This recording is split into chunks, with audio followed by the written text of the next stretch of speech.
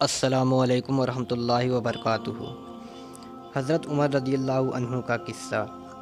حضرت عمر رضی اللہ عنہ جس کے نام سے آج مسلمانوں کو فخر ہے اور جن کے جوش ایمانی سے آج 1300 برس بعد تک کافروں کے دل میں خوف ہے، اسلام لانے سے قبل مسلمانوں کے مقابلے اور تکلیف پہنچانے میں بھی ممتاز تھے۔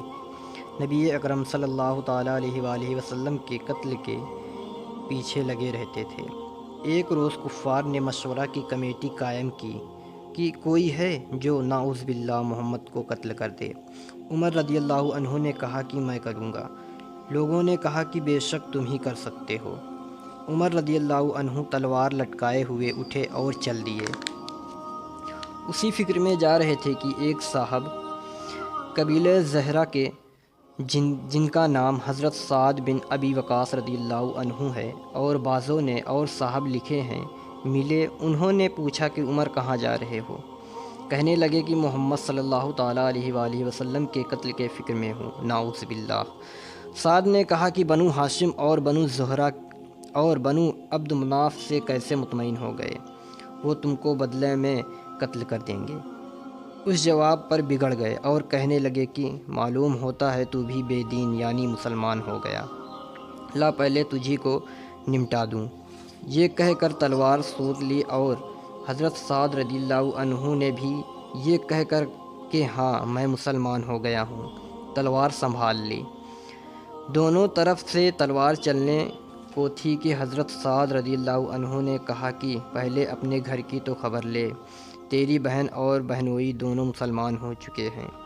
یہ سننا تھا کہ غصے سے بھر گئے اور سیدھے بہن کے گھر گئے۔ وہاں حضرت خباب رضی اللہ عنہ جن کا ذکر پچھلی ویڈیو میں کر چکا ہوں، دروازہ بند کیے ہوئے ان دونوں میاں بیوی کو قرآن شریف پڑھا رہے تھے۔ حضرت عمر رضی اللہ عنہ نے دروازہ کھلوایا۔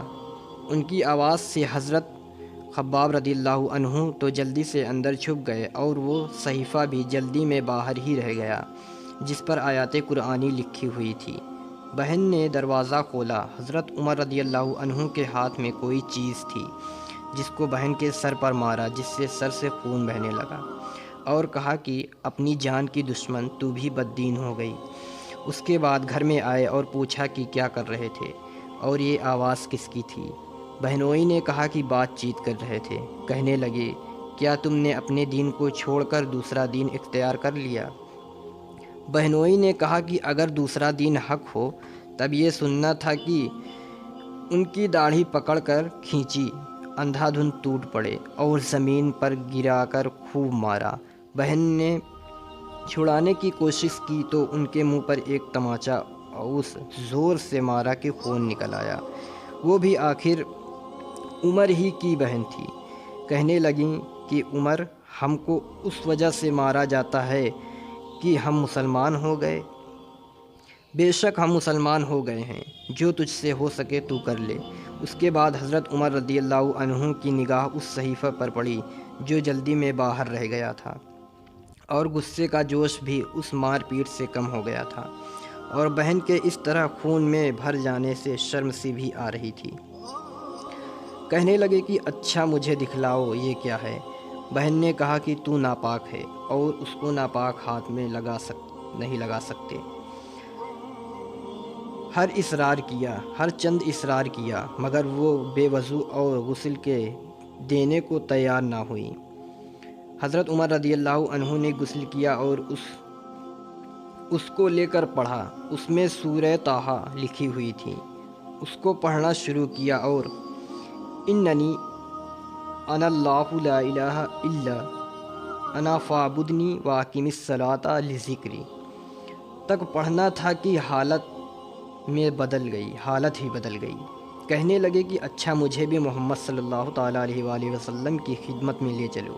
یہ الفاظ سن کر حضرت خباب رضی اللہ عنہ اندر سے نکلے اور کہا کہ اے عمر، تمہیں خوشخبری دیتا ہوں کہ کل جمعرات کی رات میں حضور اقدس صلی اللہ تعالیٰ علیہ وآلہ وسلم نے دعا مانگی تھی کہ یا اللہ، عمر اور ابو جہل میں جو تجھے سب سے زیادہ پسند ہو اس سے اسلام کو قوت عطا فرما۔ معلوم ہوتا ہے کہ حضور صلی اللہ تعالیٰ علیہ وسلم کی دعا تمہارے حق میں قبول ہو گئی۔ اس کے بعد حضور صلی اللہ تعالیٰ علیہ وآلہ وسلم کی خدمت میں حاضر ہوئے اور جمعہ کی صبح کو مسلمان ہوئے۔ ان کا مسلمان ہونا تھا کہ کفار کے حوصلے کم ہونا شروع ہو گئے، مگر پھر بھی یہ نہایت مختصر جماعت تھی اور وہ سارا مکہ بلکہ سارا عرب، اس لیے اور بھی جوش پیدا ہوا اور جلسے کر کے مشورہ کر کے ان حضرات کو ختم کرنے کی کوشش ہوتی تھی اور طرح طرح کی تدبیریں کی جاتی تھیں۔ پھر بھی اتنا ضرور ہوا کہ مسلمان مکہ کی مسجد میں نماز پڑھنے لگے۔ حضرت عبداللہ بن مسعود رضی اللہ عنہ فرماتے ہیں کہ عمر کا اسلام لانا مسلمانوں کی فتح تھی اور ان کی ہجرت مسلمانوں کی مدد تھی اور ان کی خلافت رحمت تھی۔